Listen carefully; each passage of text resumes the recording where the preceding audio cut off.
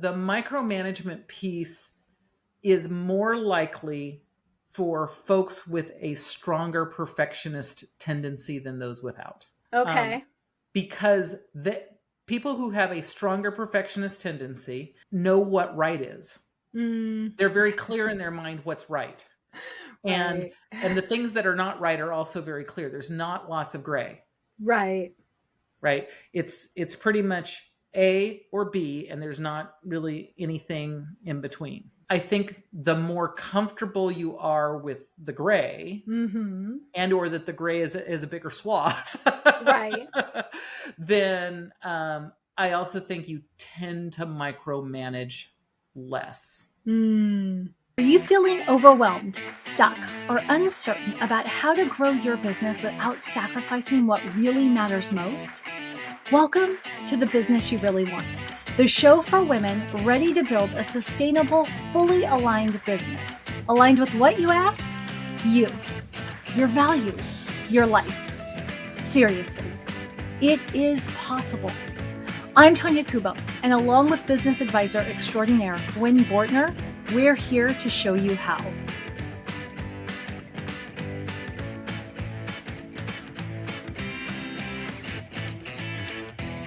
How do great leaders maintain momentum without micromanaging? In today's episode, we are tackling one of the biggest challenges we see growing businesses face, which is ensuring consistent performance without the CEO having constant oversight. My name is Tonya Kubo. I am joined by business advisor and my favorite co-host, Gwen Bortner. And today, Gwen, we're going to cover a key aspect of sustainable success for entrepreneurs, which is how much they have to call every single shot. When your business depends too heavily on your constant presence, it becomes unsustainable. We'll explore how to break this cycle and create systems that support consistent performance. So, Gwen, I'm going to just start us right off with the hard question, which is, how often do you think the average CEO, or at least the average woman who is listening to this show, how often do you think she truly micromanages versus errs on the side of being too hands-off for fear of micromanaging? I think it depends on the task. Oh, say more.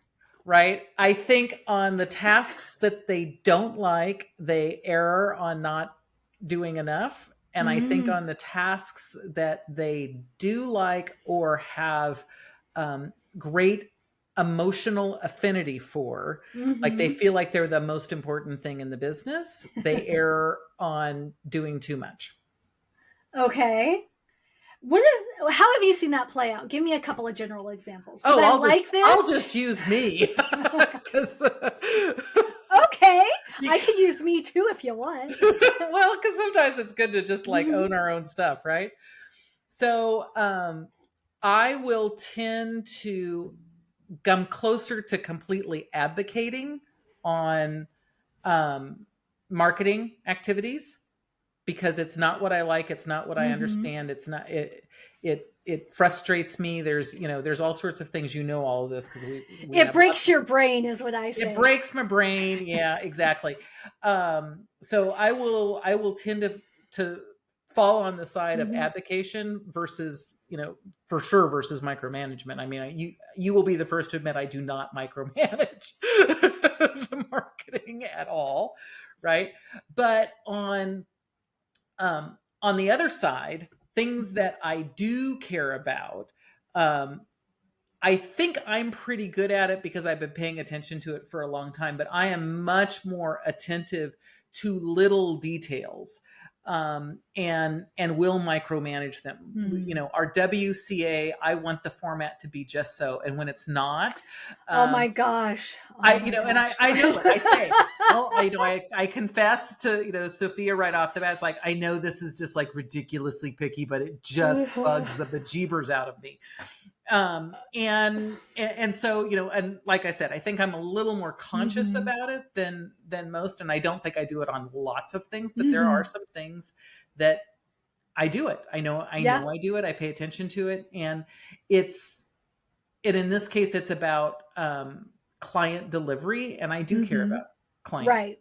delivery a lot, and it's a piece that I will own forever as long as I'm actively involved in the business. Right. So I think that's an example. You know, I think it goes. I think that's where it divides. Okay. And I also think the micromanagement piece is more likely for folks with a stronger perfectionist tendency than those without. Okay. Because the people who have a stronger perfectionist tendency know what right is. They're very clear in their mind what's right. And the things that are not right are also very clear. There's not lots of gray. Right. It's pretty much A or B, and there's not really anything in between.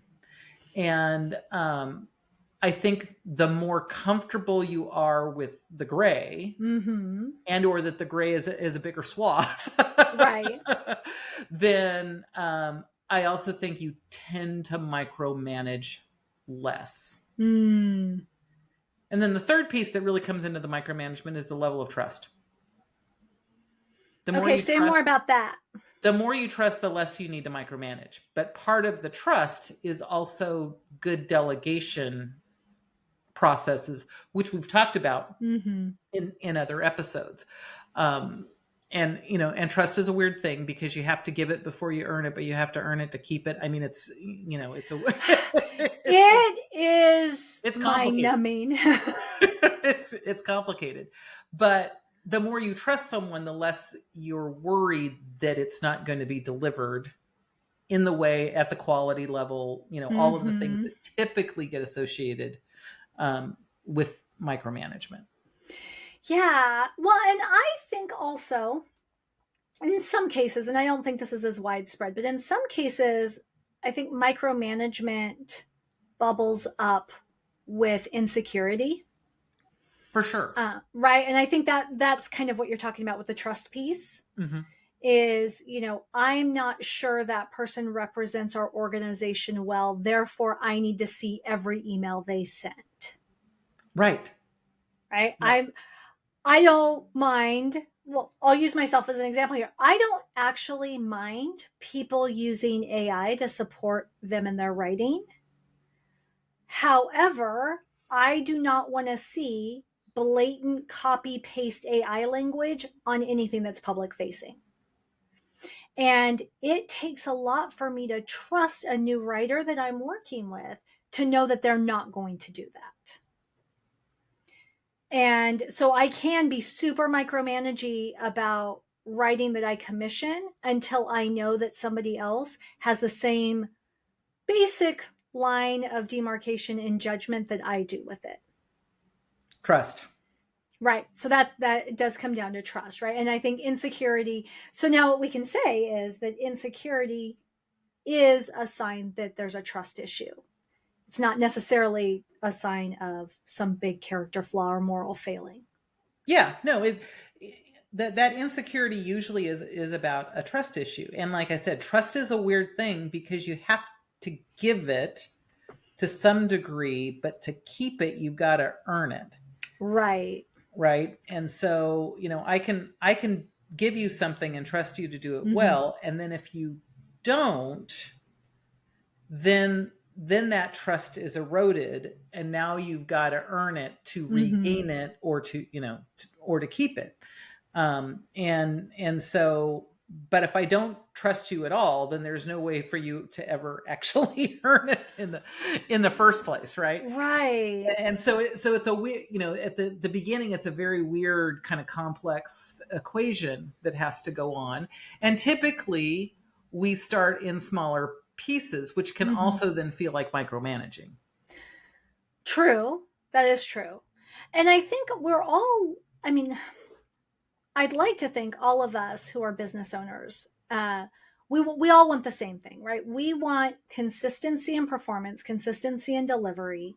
And ideally, we want to be able to not micromanage our team, our subcontractors in order to get that. But also think that it requires that we understand the difference between oversight and micromanagement. Can you give us a definition of that, or at least explain it so that all of us can understand, Gwen? So for me, micromanagement is people having to check in at, I'm going to say, every step. Now, it may not truly be every step, but lots and lots and lots of steps from point A, to final deliverable. If you're checking in once, that may not be micromanagement, but it could be depending on how big, how much is in between A and B. Right. But oversight is about looking at results. Right. And oversight is where I start seeing an accountability start running up against each other, which is a positive thing, right? Is are we doing the thing that we say that we're doing in the way that in the deliverable, in the final result way that we say that we're going to do it? But micromanagement for me is about saying, and I want to make sure everything along the way is exactly the way I would have done it. Now, in some cases, those pieces are really, really important, but not always. Right. And more often than not always. But often we think, well, no, this is the way it has to be done. And it's like, but does it?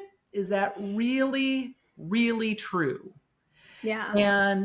And sometimes we've put things in because someone needed more management. And then we get someone else new in the role, and it's like, oh, we don't actually need that to be true anymore. We've been going through a whole bunch of process work and rework, and we've realized there's a couple of things that's like, oh, yeah, the reason we're doing this is because of situation or person in role or whatever, like 2 or 3 back. Right. Right. Because 2 years ago, this one thing happened. And so we made a process so that one thing never happened again. And now we created a system where that thing could never happen. So why are we doing the extra work? Yeah. Yeah. Okay. Yeah.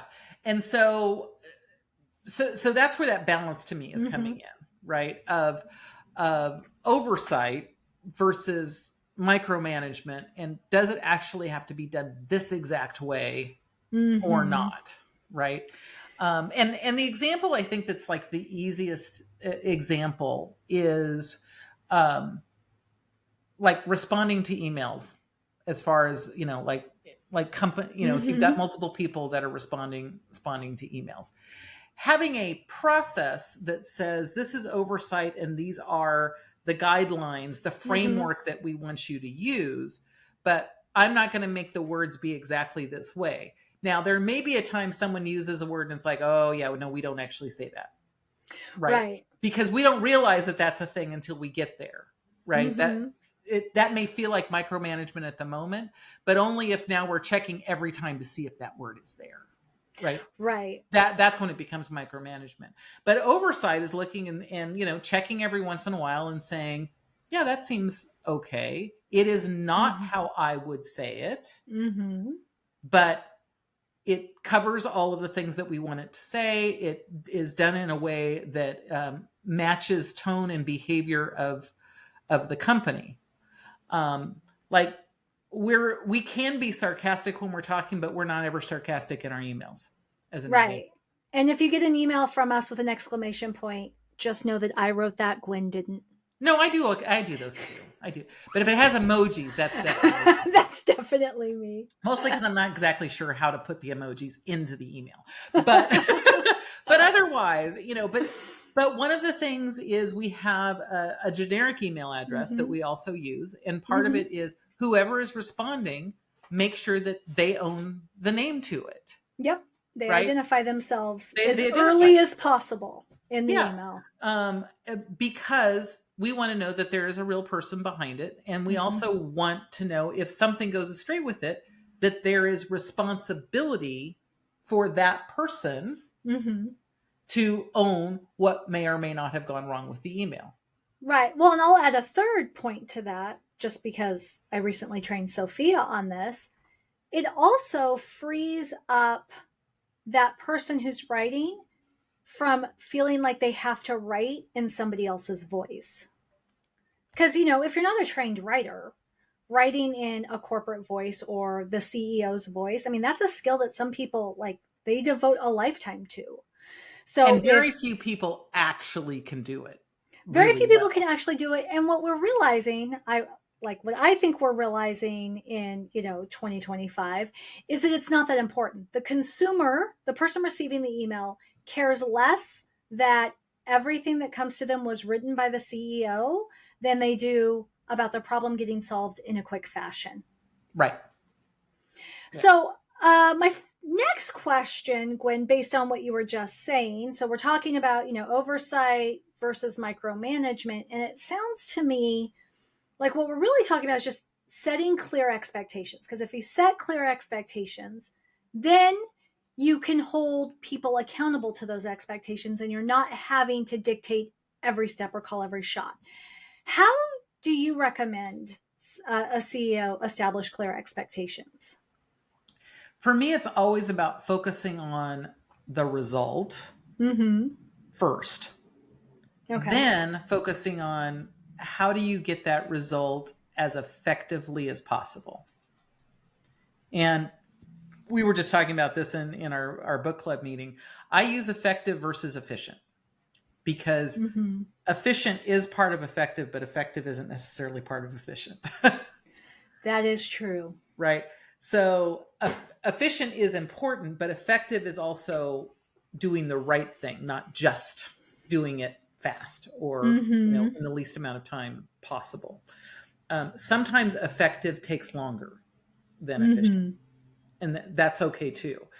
And so, but starting with what is the result and then working on getting it to be as effective as possible, to me is one of the ways that you reduce micromanagement, because when we are focused on exactly how we do it, what we often do is we miss what really are we trying to accomplish. And when we're worried about how we do it, it's more about maintaining the status quo. Where when we're focused on what is the result, then we can look and say, oh, there's an easier way to do this. And it allows the team member that owns the result to put their own creativity and experience and knowledge and thought processes to the problem. And, sometimes they may come up with something that doesn't work. And as part of oversight is to say, this is why this is this feels like this is better, but it's not. And here's why it's a problem. But it's also helping them understand what is the element that they're missing on it, right? We have a couple clients who have businesses that require a whole different level of privacy and security than a lot of our clients have, right? And so that changes how some things have to be done. It's like, well, why do we have to do these 16 steps? Well, part of it is because that actually matters for this business, this industry, this whatever. But it doesn't mean that it's right for everyone. Right. Another business could get the same result with way less steps, but it's because there's not that requirement in there. So that's, to me, the balance is the balance between result versus the micromanage of you have to do it this way. Now, like I said, sometimes there are elements like you have to do it this way because there is a reason, right? And sometimes that feels like micromanagement, but that's not micromanagement. That's well, what I like about what you were sharing is that when you start off with the results, like this is what winning looks like, and you set your expectations from there, then you're actually able to create clear expectations that empower the team member to carry them out to the best of their ability so long as they achieve the result, versus saying you have to follow the 10-point checklist or else. Because when we hand people 10-point checklist, 20-point checklist, doesn't matter how many points, that's not the point of the example here. But when we hand people checklists, what we're training them to do is to check boxes. Right. And then we get frustrated as CEOs when they run out of boxes to check and they don't intuitively know what to do next. Well, and this is the place between what's real delegation, which takes time, as opposed to the delegation that we are often, I'll say, sold as kind of a bill of goods, right? Real delegation is they actually own the result and the responsibility for getting the result in the ultimate way that it needs to be delivered, which could be time, quality, there's all sorts of things that go along with that. Now, before we get there, we need the 10-point checklist, right? To say, this is what we're going for. This is currently how we do it. Because often I've seen the other side of the equations, like, so this is what we have. And like, so just make that happen. And people are like, but I don't know how to make it. But how? Right. Or I may know how, but I don't know how in your environment because I don't know where to find the file. I don't know, this is where that 10-point checklist comes in. But at some point, there's a space in between those two that they need to be able to say, is this the best way to do it? Right. And so we establish clear expectations. And you've talked at length about how to do that in a way that empowers the team member rather than boxes them in feeling like they have to ask permission before they can take the next step. You also talked a bit about accountability and kind of where accountability and trust come in to all of this. To kind of dig into the accountability piece a little bit more, because I think this is another area where people confuse that with micromanagement, or they don't know how to hold people accountable without micromanaging them. What are some ways that you would suggest in terms of maybe creating feedback loops to maintain the high performance that, again, doesn't put you in the place where you are feeling like you have to call every single shot? So back to results, knowing what you're trying to get the results, and then working with the person, whoever it is, and depending on where they are in this delegation process, like I said, which is not a 2-day process. Delegation is usually at least a month, even for simple things, and often up to 6 months for complex things. It is a long process. That it's about getting agreement about what we're doing and how we're checking in along the way, right? So early on, it could be we're going to make sure that we've done all 10 steps. And we're going to look at the result and say, hey, we got the result. Say, did you do all 10 steps? Yeah, I did all 10 steps. Did you have any questions about them? No, I didn't. Okay, great. So now we're going to move it further and say, so we're just going to let you do this, and I'm going to check at the end of the week, right? So this is that whole kind of process. Right. And at the end of the week, we look and we say, well, so this worked 9 times out of 10. What happened on the 10th, the 10th situation? Now, notice I didn't say, why did you not do it? Or why did it fail? Right? It's a question of what happened. Right. Right. So what happened is I didn't actually use the checklist. Okay. So what did we learn from that? What we learned from that is that we need to use the checklist even when we think we've got it in our head. Right. Right. Or, this variable came up and I didn't know how to solve it. That's often the case, right? And so then the question is, well, what do you think you should have done? Or what did you choose to do? Or, it's actually involving the other person in the process so they can gain more insight and responsibility going forward, right? Even though you know what the answer should be, it's not about giving the answer. And that's the thing that I think happens why there's a lot of times that we micromanage is it's faster to give the answer. And we feel like we're time crunched. And so I'm just going to tell you how to do it because that's the fastest way. But when we tell someone how to do it or how to solve this particular piece, they aren't actually engaging in the how do I solve the problem. Right. Which is a different thing than how do I do the thing. And if we want them to have responsibility and to not have to micromanage them, they have to know how to solve the problem, because there'll be another problem that comes up and it may be completely different. But once they have 2 or 3 problems, they'll start seeing it's like, oh, this problem is different than that problem, but it's kind of the same. So I'm going to try this first, and then this, and they start seeing how to solve the problem, which allows it to become the responsibility piece, where they can actually own the responsibility.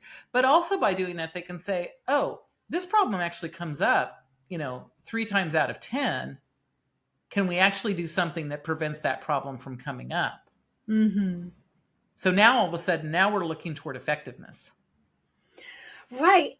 And I mean, you just laid out a beautiful process, not just that really does establish effectiveness versus efficiency, but how you can actually build that trust through the systems and processes you have in place to empower your team.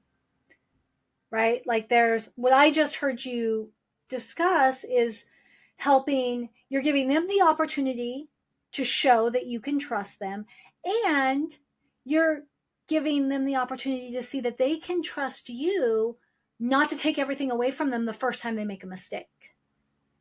Well, and it's also teaching them that they can trust themselves.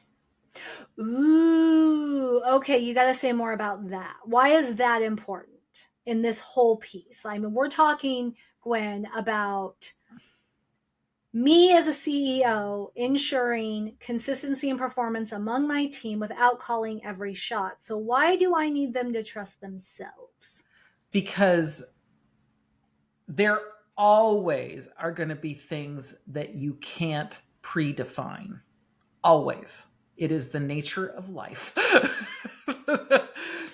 And as soon as you realize that, the more that people can trust themselves to solve that problem, know what the right answer is, likely make the right choice, and also trust, like you said, that them making a wrong choice is not a firing offense. Unless, not to say that. Unless, of course, it is. Unless, of course, it is, because some people do really, really foolish things, and then yes, it is. But most of the things that people worry about getting fired over, you would never fire them over. At least not the first time. If it keeps repeating again and again and again, well, that's a whole different conversation. That's a completely different thing. This is not what we're talking about. Right. But as they start to trust themselves, they're willing to risk a little bit more in how they're going to stretch in making their own choices, in doing the things. And the more that they trust themselves, then that's the less you have to do. Because when they can trust themselves, like, yeah, it's probably A, B, or C. A is the most likely, but I also know it could be B or C. And so I'm going to start with A. And if it doesn't work, then I'm going to do B. And if it doesn't work, I'm going to do C. And then I'm going to go talk to CEO, owner, whatever. That has saved a whole lot of conversation and a whole lot of time. Now, the CEO often is saying, yeah, but if they would have just come to me, then I could have just told them the right answer. Yeah, but the next time it happens, they will know. And it's always about, are you solving the problem for today you, or are you solving the problem for tomorrow you? Yes. And Gwen, just in case anybody doesn't know the answer to that question, what should the average CEO be solving for? Tomorrow you. And why?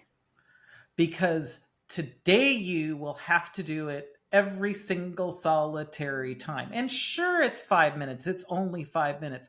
But it's 5 minutes once a week for eternity. I love how fatalistic that turned just now. You will do it forever. I say. Whereas it's 15 minutes today, and it's 5 minutes next week, and it's 1 minute the week after that, and it's never again. Right. Okay. So I have to know this, though.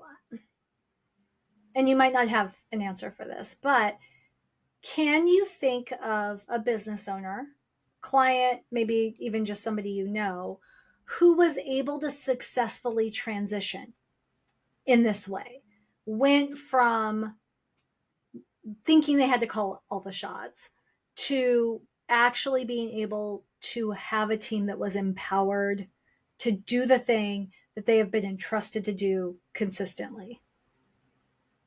Oh, I think there's I'm trying to think of a really good specific. I was going to say, you're like, there's so many examples, Tonya, I can't even come up with one. Yeah, no, I think there's lots of examples, but the thing is they're always micro examples. It's not like I totally solved this problem and it's never a problem ever again. Right. Right. And so there's places that it happens, and then there's places that it's like, oh, that didn't happen, and now I have to work on it here. Right. Again and again. I'm going to pick on my husband on this one. Oh, this is fun. Yeah, right. We never bring Arliss into the show. I know, and he's a good guy. And so when he took on the role of vice president, he still often did. He's a CIO. When he took on the role of vice president, he often still did a lot of the maintenance work because it was faster for him to do it, because he knew all of the pieces of doing the maintenance work, even though he had some good people working for him. And his whole thing was, I'm showing them so they know how to do it. And what I kept telling him, because I've been doing this kind of coaching for a really long time, and sometimes I can't help myself, was no, you're showing them, but they're not learning in the same way as if they had to figure it out. And finally, and it took some time, at one point I said, and how do you know all of this? And he said, because I figured it out. Right. And it's like, yeah.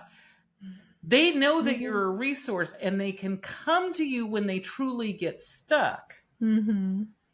But the way you're doing it now, you're going to continue to have to work with them doing their work.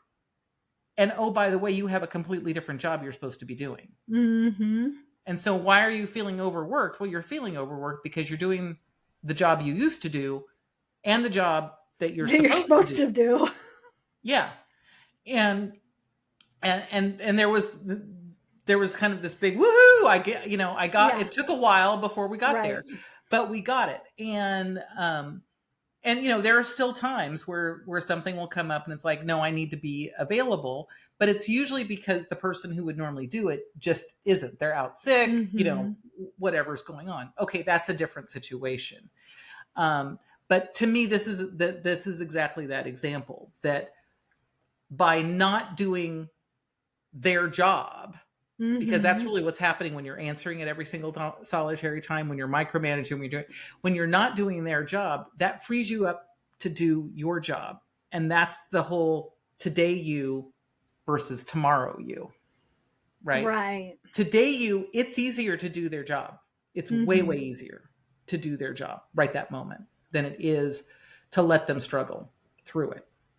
But tomorrow you has that time to do the things that you're only capable of doing, not them. So to sum up, all of this is really about taking care of your future self. Yeah. Right. Which is... And the future self of the business. Yeah. The future self of you, of the business, of the employee or the team member. And just to bring this full circle back to, what we're really talking about in the show entirely, is this is what sustainable success is about. It's about taking care of your future self, taking care of the business you have today, while also taking care of the business you want to have 3 to 5 years from now.